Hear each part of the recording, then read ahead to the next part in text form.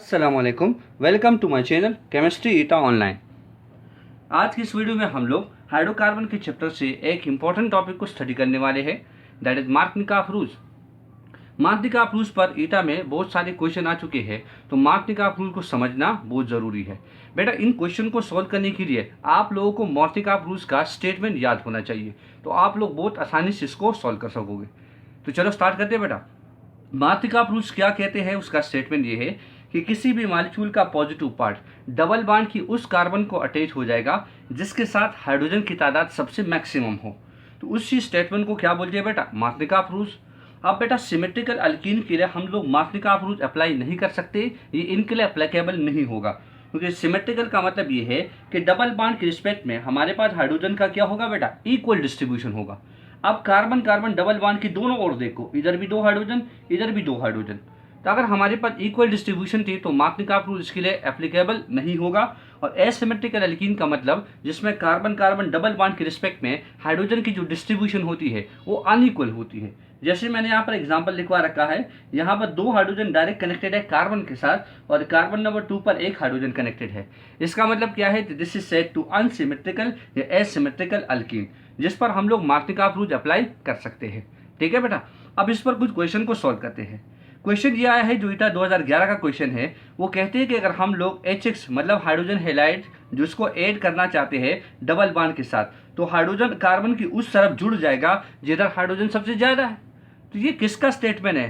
तो सिंपल सी बात है, सिंपल फंडा था जो हम लोगों ने मार्कनिकाफ रूल्स का स्टेटमेंट याद कर दिया। तो correct answer is option C. अब नेक्स्ट हमारे पास क्या है, वो सोल्व करने वाली क्वेश्चन है कि मार्कनिकाफ रूल्स हमारे पास किसके लिए एप्लीकेबल नहीं होगा जब हम लोग HBr को ऐड करेंगे। तो पहला ऑप्शन आपको दे रखा है बेटा, दैट इज 3 पेंटीन। तो पेंट का मतलब क्या है बेटा, 5 कार्बन, केटिनेशन से इसको जोड़ दो। 3 पोजीशन पर मतलब इसमें डबल बॉन्ड है, तो ये देखो 3 पोजीशन पर। अब बेटा ये आप लोगों ने मोस्टली फोकस कर देना है इस डबली बॉन्डेड कार्बन एटम पर। देखो 3 बॉन्ड बना चुका तो एक हाइड्रोजन कनेक्ट कर दे, ये 3 बॉन्ड बना चुका तो एक हाइड्रोजन कनेक्ट कर दीजिए। अब ये देखो बेटा, ये तो सिमेट्रिकल आ गया, और सिमेट्रिकल आ गया तो इस पर हम मार्कनिकाफ रूल अप्लाई नहीं कर सकते। तो करेक्ट आंसर इज ऑप्शन ए।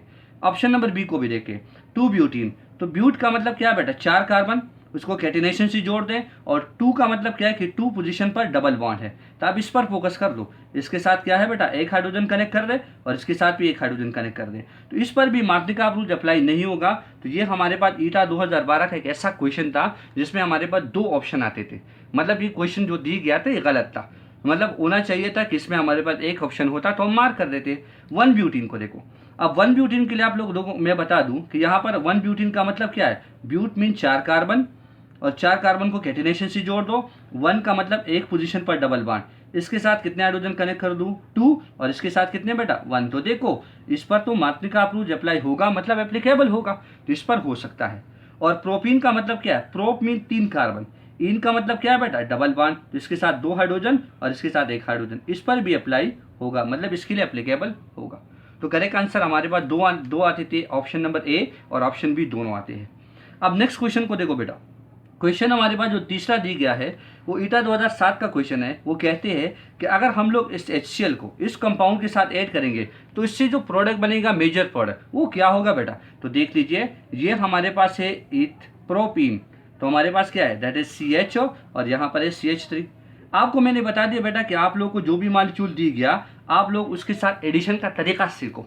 तो हम ये बात जानते हैं बेटा कि chlorine more powerful electronegative element है, तो हेटेरोलाइटिक क्लीवेज हो जाएगा। यहाँ पर हमारे पास क्या है, इस पर नेगेटिव चार्ज और इस पर पॉजिटिव चार्ज आएगा।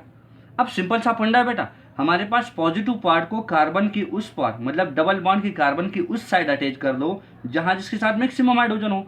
यहाँ देख तो बेटा, इसके साथ 2 हाइड्रोजन है और इसके साथ 1 हाइड्रोजन है, तो सिंपल सा पॉइंट है, कार्बन हमारे पास क्या हो जाएगा, उसका बॉन्ड टूट जाएगा, डबल हमारे पास सिंगल में कन्वर्ट हो जाएगा। ये 2 हाइड्रोजन इसके साथ पहले कनेक्टेड थे।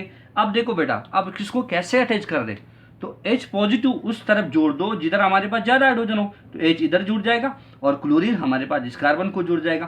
तो इस कंपाउंड को हम ऐसे लिखवा सकते हैं बेटा, that is CH3, that is CH, that is CH3, और 2 पोजीशन पर क्लोरो कनेक्टेड है। तो हमारे पास जो करेक्ट आंसर है that is what, 2 chloro, this is what 2 chloro, और 3 कार्बन है, प्रोपेन। तो करेक्ट आंसर इज ऑप्शन ए।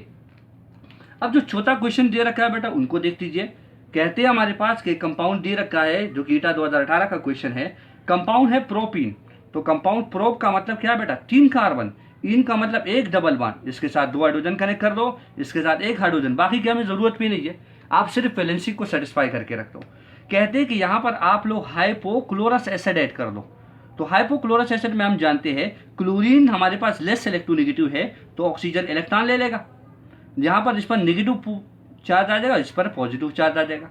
हम ये बात जानते हैं बेटा कि मॉलिक्यूल की पॉजिटिव पार्ट को उधर जोड़ो जिधर हमारे पास हाइड्रोजन की तादाद ज़्यादा है, तो सिंपल सा फंडा है, क्लोरीन इधर ऐड कर दीजिए, तो यहाँ पर हमारे पास हो जाएगा क्लोरीन इधर ऐड हो गया, ये सिंगल बॉन्ड में कन्वर्ट हो गया, यहाँ पर हमारे पास CH3 था क्योंकि हम लोग इसके साथ 3 हाइड्रोजन कनेक्ट कर दे, और इस कार्बन पर मैं OH को भी जोड़ दूंगा। तो अगर आप लोग इस ऑप्शनों में देखते हैं तो हमारे पास क्या है, इसका जो करेक्ट आंसर है वो हमारे पास क्या है बेटा, उनको देख तो करेक्ट आंसर हमारे पास है ऑप्शन नंबर ये वाला। तो करेक्ट आंसर हमारे पास क्या है, option B, CH3 CH OH CH2 और Cl, क्योंकि ये हमारे पास करेक्ट आंसर हो गया, तो option B is the correct answer. तो इस तरीके से जो भी क्वेश्चन हम लोगों को मार्टिनकोव रूल्स की बेसिस पर आएंगे बेटा, आप उनको मार्टिनकोव का स्टेटमेंट याद करो, इसके लिए शॉर्ट ट्रिक की जरूरत नहीं है बेटा, सिर्फ आप लोगों को मार्टिनकोव का स्टेटमेंट ही पूरा है। तो उम्मीद है आप लोगों को वीडियो अच्छी लगी होगी। Thank you for watching my video. अल्लाह हाफिज़।